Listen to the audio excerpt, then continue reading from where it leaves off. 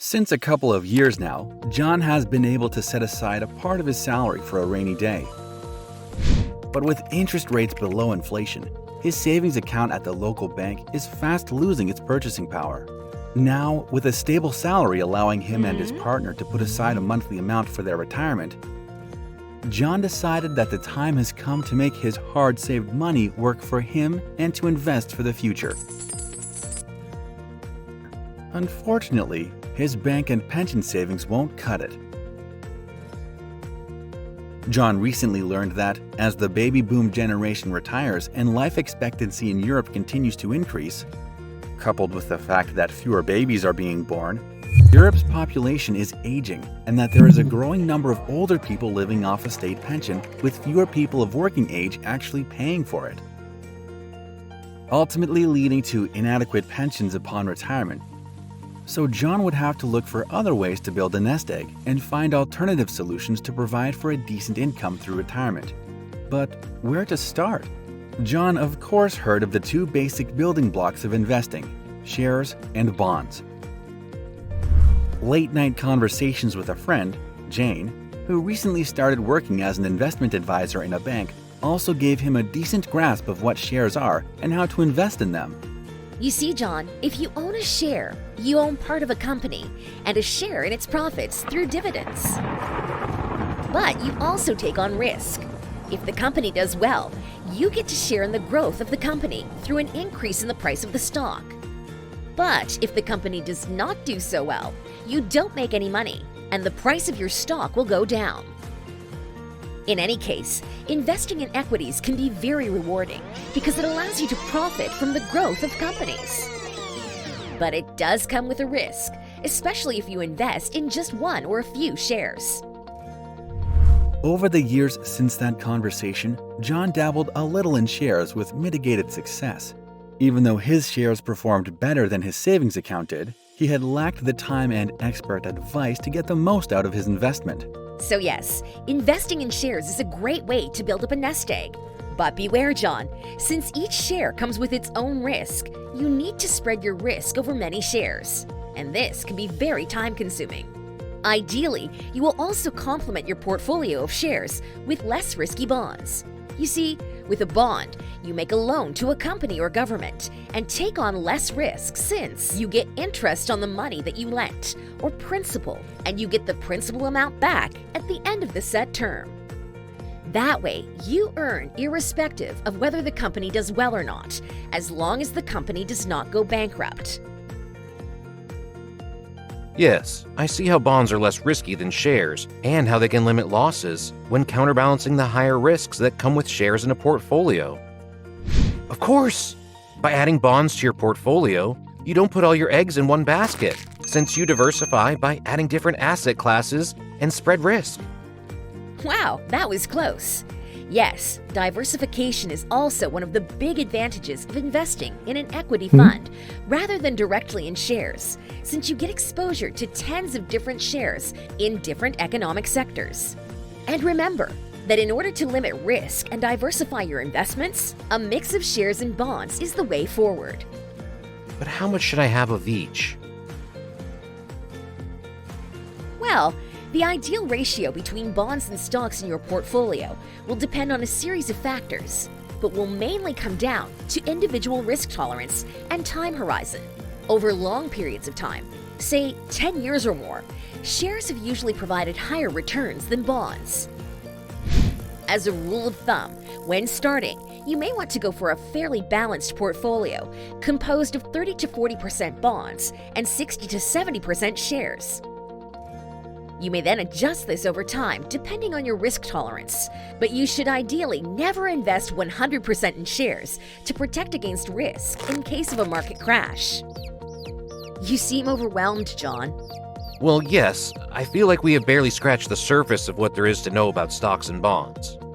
Indeed, investing directly in stocks and bonds can be complicated and time-consuming, but that's where investment funds come in. Funds pool money together from a group of investors and invest that capital into different securities such as shares, bonds, money market accounts, and others. They offer investors a great way to diversify their holdings instantly, and this is done for you by a professional investor. Some funds pay regular periodic dividends. Other funds don't pay dividends and capitalize all income.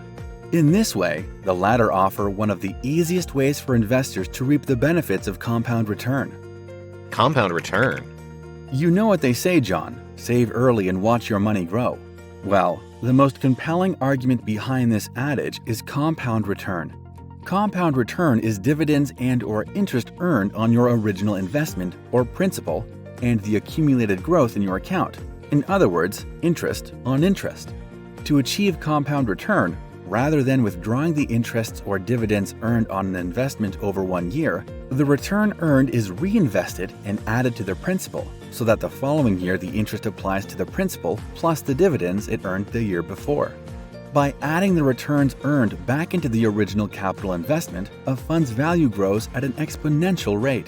For instance, if John had invested 10,000 euros on December 31st, 2010, in a fund replicating the Euro Stoxx 50 on December 31st, 2020, he would have had 12,866 euros if he had cashed in his dividends, 17,786 euros if he had reinvested them in the fund.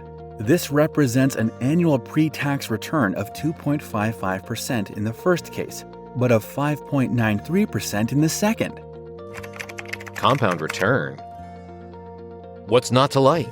Compounded returns, diversification, professional management, saving me a lot of time and efforts, and limited risk, all rolled into one. But how to choose the right fund? So, to answer the question from our latest caller, John, on how to pick the right investment fund for you, I will now turn to our expert, Alice. Thank you for your question, John. As you already correctly explained, investment funds are a practical, cost-efficient way to build a diversified portfolio of shares or bonds, spreading risk over a large number of individual company shares, company and government bonds, and other assets. If you invested in a fund, you would also benefit from the experience and know-how of a professional investment manager who manages the fund for its investors, so you don't need to pick your bonds, shares, and other assets yourself. But as you said, John, you still need to pick the right fund for you. Whereas in Europe, investors generally have to invest in funds via an intermediary, their bank or insurance company, and pay them fees. In Anglo-Saxon markets, investors can invest in funds directly by opening an account at the fund management firm. Many banks offer their clients the possibility of investing a small monthly amount in an investment fund. This is an excellent way to invest through the up and down movements of stock markets, to start saving at a young age and compound investment returns over a long period. That sounds great, Alice. So, what should John be paying attention to when buying into a fund? Well, first of all, John would need to get to grips with the notion of the net asset value, or NAV, per share. The NAV of a share in an investment fund is the sum of the financial value of all the fund's assets divided by the number of the shares issued by the fund. When investing in a fund, John will buy the shares at the NAV at the time of purchase, plus frequently a sales charge called entry fee. When selling his shares, he will usually get paid the NAV at the time of sale. The change in NAV between the time of purchase and the time of sale, minus the sales charge and the ongoing expenses of the fund manager and its service providers, represents John's profit or loss, since the change in NAV can also be negative. Yes, but as you have told our viewers many times before, over longer periods of time, financial markets have historically returned positive returns, right? Yes, indeed. The annual Global Investment Returns Yearbook from the London School of Business, the reference on historical long-run returns, shows that over the last 120 years, global equities have provided an annualized return after inflation of 5.2% and 2% for bonds, before any fees or charges, of course. Thanks, Alice. So, John, are you more confident about investing in funds now? Yes, somewhat, but I still feel rather confused with all the different types of funds out there. Right, it does get a little bewildering with the different names and terminologies. Just know that investment funds are known as mutual funds in the US, unit trusts in the UK, and open-ended investment funds, SICAVs, or Fonds Communs de Placement, FCP, in Europe. other funds also exist. Whereas most funds are open-ended, meaning that investors can buy directly into the funds by paying the net asset value, the NAV, for their shares, some investment funds, closed-ended investment companies, are listed on a stock exchange instead and are generally bought on this market at a price determined by supply and demand. And investment trusts are different from exchange-traded funds, ETFs, which are funds that replicate a specific index, that is to say, a specific equity or bond market, such as, for example, the 50 biggest stocks in the European market, usually without pursuing an active investment strategy, and that can also be bought on the stock exchange. The different types of investment funds are defined by the assets they invest in: equity funds, bond funds, money market funds, or real estate or property funds. Funds are further differentiated by the geographical areas they invest in, such as developed markets, emerging markets, regional or country funds, or by economic sectors, such as healthcare, finance, energy, or consumer products. Well, that's quite the list. How should John go about navigating this, knowing there are about 30,000 funds in Europe alone? Well, the best would be for John to get advice from a preferably independent financial advisor who would be able to help him determine the types of funds that are most suitable for his financial goals. Any other last tips for John? Well, we barely touched on what is perhaps the most important part of investing in funds: the fees. You see, John, you can invest all you want. If the fees you pay are too high, they will eat into your returns and perhaps even destroy the initial value of your nest egg. In other words, your savings. Costs are one of the main factors determining future returns of investments.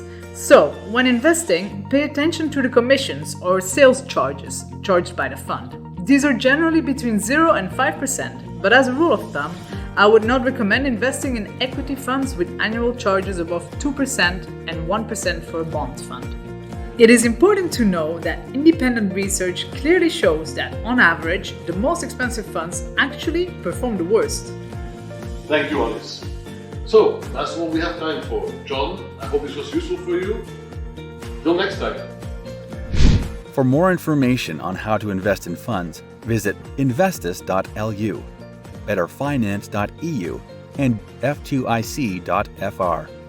All investments carry a risk of loss. Past performance is no guarantee of future performance. The video is the intellectual property of INVESTAS, Better Finance, and F2iC, and may not be copied in whole or in part without the appropriate referencing.